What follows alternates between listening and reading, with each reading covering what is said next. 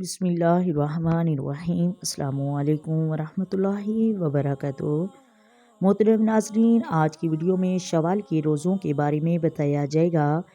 بہت ساری میری بہنوں نے واٹس ایپ پر سوال کر کے پوچھا کہ شوال کے روزے کیسے رکھنے ہیں، ان کے رکھنے کا طریقہ کیا ہے اور عید کے کتنے دن بعد یہ روزے شروع کرنے ہیں۔ آج اس ویڈیو میں مکمل بتایا جائے گا، لہٰذا ویڈیو کو اینڈ تک لازمی سنیے گا۔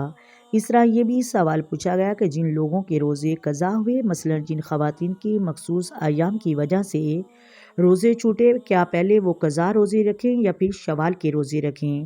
قضا روزے رکھیں، اس کے ساتھ شوال کے روزوں کی بھی نیت کر سکتے ہیں یا نہیں کر سکتے؟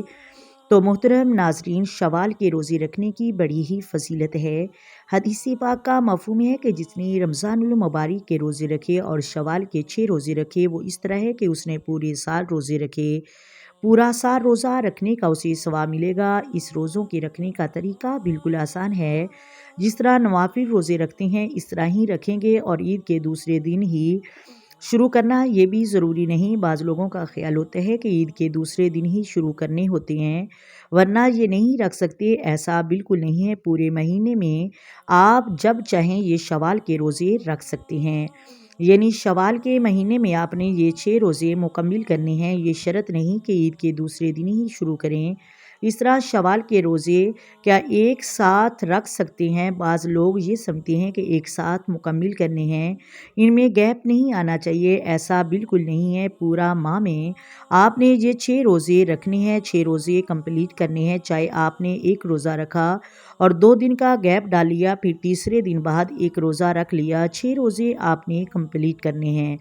اور یہ سوال بھی پوچھا گیا ہے کہ شوال کے روزوں میں قضا روزوں کی نیت کر سکتے ہیں، تو ایسا بالکل نہیں ہے۔ فرض اور نوافل کی نیت ایک ساتھ نہیں کر سکتے ہیں۔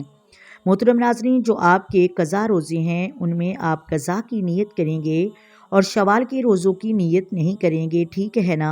شوال کے آپ الگ سے 6 روزے رکھیں گے۔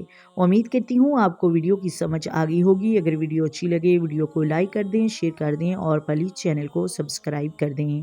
آئے مل کر آقا دو عالم نور مجسم سرور کائنات صلی اللہ علیہ وآلہ وسلم کی ذات پر درود و سلام کی نذرانے پیش کریں۔ الصلاۃ والسلام علیک یا سیدی یا رسول اللہ، الصلاۃ والسلام علیک یا سیدی یا حبیب اللہ، الصلاۃ والسلام علیک یا سیدی یا نبی اللہ وعلی آلک وصحابک یا سیدی یا محمد رسول اللہ۔ محترم ناظرین، اللہ حافظ۔